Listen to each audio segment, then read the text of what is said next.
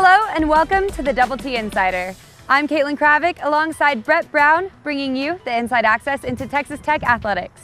In this week's episode, we sit down with Red Raider football sophomore safety, Keenon Ward. And later in the show, we speak with the winningest coach in Red Raider soccer history, Coach Tom Stone. We also spotlight Red Raider football's upcoming wide receiver, Dylan Cantrell. And this week we sit down with coach of the offensive line, Lee Hayes. This past weekend, Red Raider football took on the West Virginia Mountaineers here inside Jones AT&T Stadium. The Mountaineers put the first points on the board with a 42-yard field goal kick by sophomore kicker Josh Lambert. But Texas Tech riled back with not one, but two back-to-back touchdowns in the first quarter by sophomore wide receiver Devin Lauderdale. Entering the second quarter, West Virginia scored early with a 12-yard run by sophomore running back Rachel Brummitt, making the score 14-10 Tech. With 11 minutes left in the first half, Davis Webb connected to Jakeem Grant for a 43-yard pass to give the Red Raiders another touchdown on the board before heading into halftime.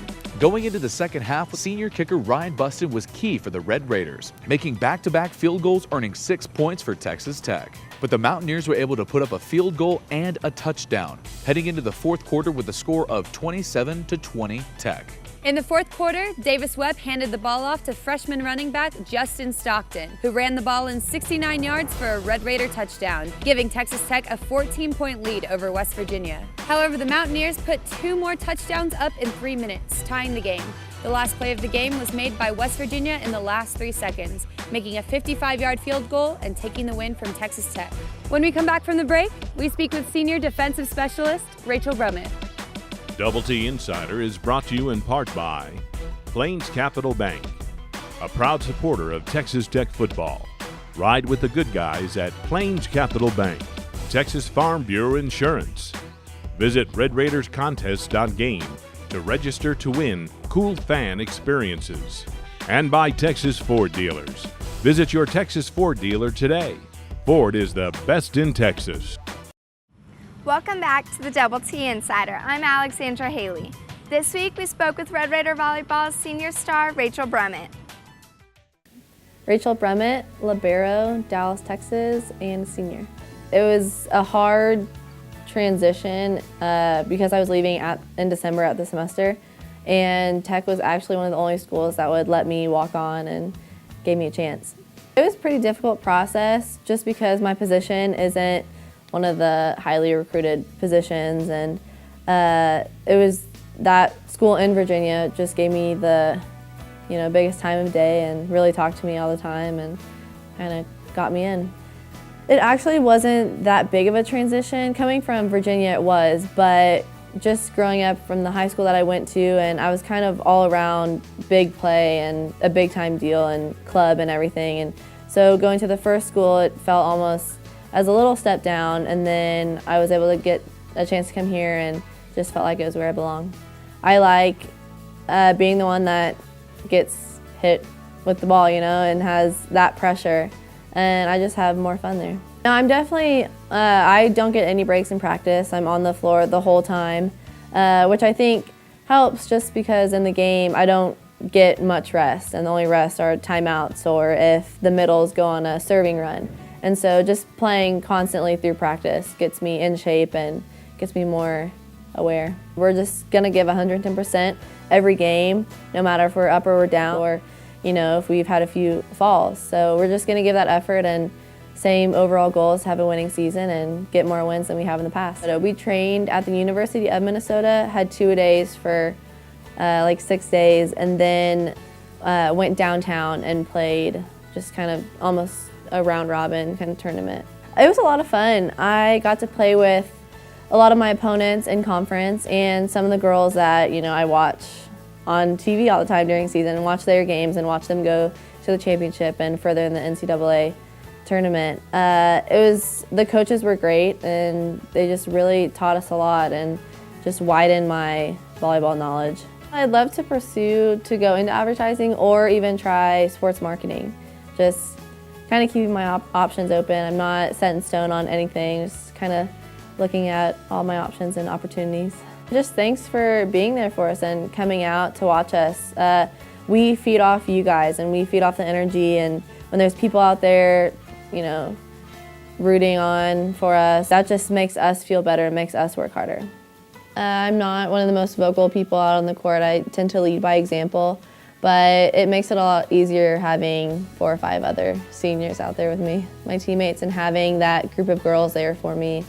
And I've just been so close with pretty much every single girl that's come through this program, and that'll be one thing to miss. Coming up next, we're going one-on-one with Red Raider football safety Keenon Ward.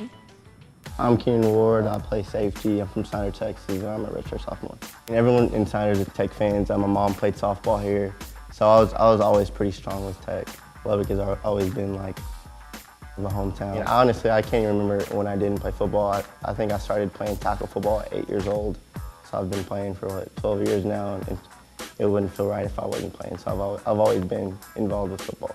My mom liked the fact that I was fast, and she liked seeing me out there in contact sports, so I think she pushed me to football. I look up to Kenny Williams. He's a year older than me. JJ Gaines, Bradley Marquez, Jackson Richards, Brandon Jackson, some of those guys.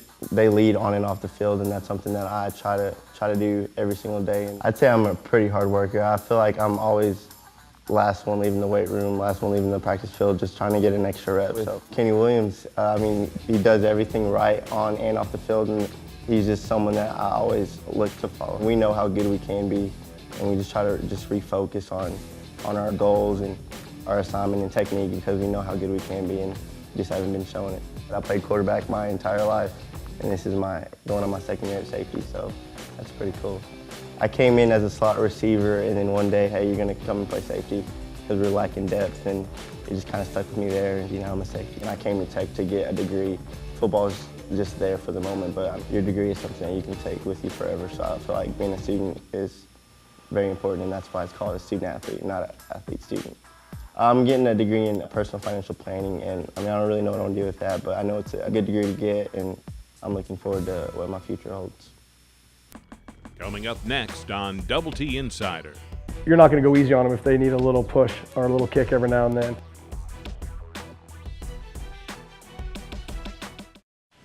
This week, we sat down with winningest coach in Red Raider soccer history, Coach Tom Stone. I love the game, and I was running out of playing time. I was playing professional soccer in Denver, and the year-round opportunity to make a living was pretty limited. And so I got into coaching there in Denver while I was playing pro soccer. When the Professional Women's League folded, my good friend Todd Bramble at Clemson said, look, you need to come up here and help me for a season. I'll give you free reign to coach the team as much as you want. We'll work together on every game plan, and I'll show you how the college soccer program is actually run. I said, well, I'm really wanting to stay coaching in the pros. This is a great environment for me. And he said, Tom, you got a kid, you just got married. You're gonna love the lifestyle of coaching the college players. You're gonna love the environment. You loved your college experience, which I did. I said, okay, Todd. So I went up to Clemson, had an unbelievable experience, and Todd was right. I love the college environment. So even though the Women's Pro League did come back, and even though I did have that opportunity to go back to it, I was really sold on the college scene. Whether it's just fate or great planning, the environment that's been created is the right size stadium. So when it's full, people are wrapped around the fence. The containment of the fans and the parents being able to bring their kids and turn them loose. There's only one way in and out, and our people know no kid gets out the gate without a parent. So parents are really comfortable bringing their kids. Then our proximity to Greek Circle and to campus. We have a lot of students that come. In a lot of places, even places get good crowds, it's mostly students or it's mostly the town. And most of the time, it's mostly the local soccer players. But here we have a ton of students that come. And so we have a great combination of local people and the student body. And then what makes it super special is Texas Tech people are incredibly loyal when you start winning. And once we started winning, they just started coming out in droves. We have so many parents, didn't play soccer, don't even necessarily love soccer, but they love this team. Their daughters, their sons look up to our young ladies, and just the whole thing has kind of snowballed into a great home field advantage for us.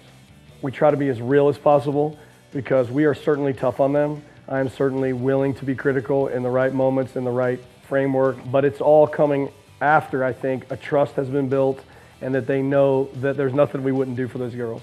And so even though there's some tough love occasionally, it's on the back of or on the back burner compared to how much positive we throw their way, how much they know we're investing in them. Our staff is always available. If it's not me, it's Todd. If it's not Todd, it's Gibbs or Bree or Haley now who's helping.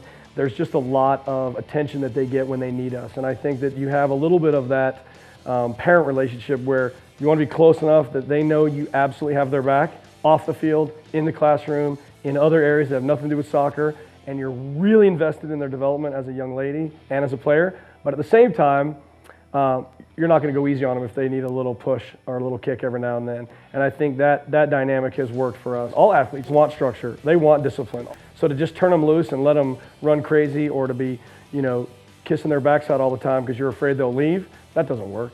There's got to be a built-in relationship where they know you care for them. Then you're able to push them a little bit when they need it. I don't know player for player, roster for roster, who's the best 30 teams in the country, but I know that our team is so together that if our roster was top 50, our togetherness makes us top 10. If we are top 10 roster-wise, then maybe that makes us top 5. But I know that the chemistry within this building and the chemistry within the leadership core and vis-a-vis the staff is one that allows us, I think, to play at a high level pretty consistently. After the break, we feature Red Raider football's Dylan Cantrell. Up next, we sit down with the assistant coach of the offensive line, Lee Hayes. I grew up in Del Rio, Texas, and I didn't have a choice. Dad and Grandpa made me play football. Okay, and did you? I loved it. No, it's all I know. I mean, that's in my family. That's all we do. So it was never an option. My dad was a Marine. That was another one of those that that choice was easy. I was blessed to have one of the best coaches in the world.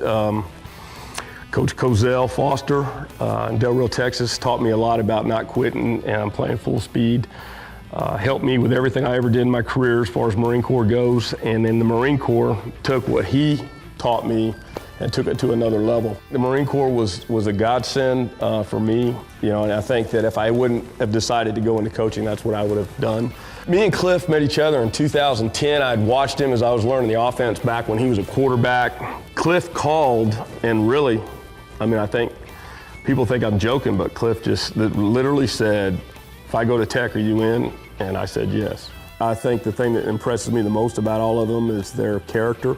I've been tough on them. I know it's been hard practices, and the price has been hard, and they paid the man price, and they come out every day and work hard, and I'm proud of them. Based off one play, there's 50 different combinations that can happen up front, and I think you've got to kind of have a feel for each other and understand that this guy's got your back by taking the right step or making the right call, and there's a level of comfort when that happens, and this year we've had a little bit of continuity up front. They're all my little chickens. LaRaven's the most gifted out of all of them. He does a lot up front. Alfredo works the hardest out of everybody, so he's kind of special to me. Casper's, he's right up there with him as far as work ethic goes. For us, that's huge, because if you don't want to play hard, you're not going to play, so that's not an option. I'm still old school coach, and I still believe in playing hard and physical. Coming up next, we feature sophomore wide receiver Dylan Cantrell. My name is Dylan Cantrell. I'm from White House, Texas. I'm a sophomore, and I play wide receiver. I was born in Tyler, so East Texas, and it's one of the best places to raise a family. Especially me growing up, I'm just a big outdoorsy guy. Lake right beside White House, so summer just always going to the lake, tubing, fishing, just having a lot of fun.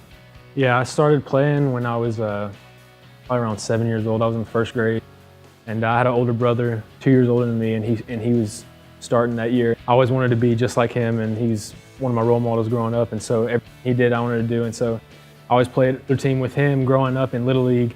And so yeah, I started playing, and it's just been a huge part of my life ever since. I played other sports, but my first love was football, and so that's my favorite sport growing up. I came up here for a junior day and got offered and fell in love with the place. Met with the coaches and visited the campus and everything. I just fell in love with it, and it seemed like every other place I visited, I was trying to compare it to Tech. If you're a wide receiver, it's the best offense to be in, and you're gonna get the ball and they're gonna throw it 90% of the time. So and last year I was still just learning the position and learning the offense, but now I don't have to think about what route I'm running or stuff like that. So just the main thing for me is working releases, and just now that I'm outside, I was inside last year, so it's a little bit different because really manned up a lot. You kind of have more leeway and space. You're trying to find the open hole. So Bradley Marquez, he just comes out and he's one of the hardest working guys on the team. So humble. He's He doesn't act like he's bigger than anybody. He'll sit down and talk to anybody. And he's one of the highest esteemed guys on the team. I mean, he's signed with the Mets organization in baseball and starting at receiver for 3 or 4 years. And so, I mean, just watching him work every day, that's something you can learn from, just because, I mean, he comes out here, just works hard, works as hard as he can. We know how good we can be. I mean, we haven't played it yet, and we have too many penalties, and we just hurt ourselves. We know that we're a better team than we've shown, so that's something positive to look at, because we're getting better every single week. So hopefully these next few weeks we'll get some wins. I'm here to get a college degree, because I mean, you're not going to be able to play football forever, and I know that. And so I'm going to do everything I can to go as far as I can while I'm here, and hopefully after football I'll get a good job and be able to provide for my family. Coming up next, we're bringing you our tweets of the week and the upcoming games in Texas Tech athletics. Welcome back to the Double T Insider. I'm Luke Heath, and each week we pick the best tweets about Texas Tech athletics and air them right here on the show. And this week we're featuring tweets about Texas Tech football, Red Raider volleyball, and Texas Tech soccer. Gabriel Vasquez tweeted, "Kicking off Texas Tech's homecoming weekend. Hashtag Wreckham, hashtag TTU, and hashtag homecoming." Matt Dowdy tweeted, "Good news for Texas Tech soccer. Red Raiders remain at number 19 this week in the important NCAA RPI rankings. Hashtag Wreckham. I love hearing the TTU Going band play as I walk across campus. Inching closer to game day. Hashtag Wreckham." Blake Zimmerman tweeted, "Practice at Gregory Gym with a little school spirit from Sweet and Low. Hashtag Wreckham." That's all the tweets for this week's episode. But be sure to follow the Double T Insider on Twitter and check back with us next week when your tweet could just be featured on the show. Now let's take a look at Texas Tech's upcoming games. Tom Stone and the Red Raider soccer team will be in Lawrence this Friday for a matchup against the University of Kansas. Tech looks to come out with a conference win with kickoff set for 7 p.m. Central. Don Flora and the Texas Tech volleyball team hit the court Saturday as they host Iowa State from the United Supermarkets Arena in Lubbock, Texas. First set is scheduled to begin at 10 a.m. Central. The Red Raider football team remains at home this weekend for the second week in a row as they are set to take on the Jayhawks of Kansas from Jones AT&T Stadium. Kickoff is at 2:30 p.m. Central with all the action on the Fox Sports Network. Sunday, Texas Tech soccer is slated to play their final away game of the season as they head to Fort Worth to take on TCU. The match is set for 1 p.m. Central. Red Raider volleyball is back in action Tuesday as they host Zhejiang at home in Lubbock, Texas. First set is at 6 p.m. Central. Stay tuned. The Double T Insider returns right after this break. Double T Insider was brought to you in part by UMC Health System. It's our hospital. Texas Farm Bureau Insurance. Visit RedRaidersContest.game to register to win cool fan experiences. Red Raider Club. Your support, their effort, our fearless champions. And by Texas Ford Dealers. Visit your Texas Ford dealer today. Ford is the best in Texas. Well, that's a wrap for this week's episode of the Double T Insider. Thanks so much for watching. Make sure to like us on Facebook and follow us on Twitter to stay up to date with Texas Tech athletics. For Caitlin Kravick, I'm Brett Brown, and until next time, guns up.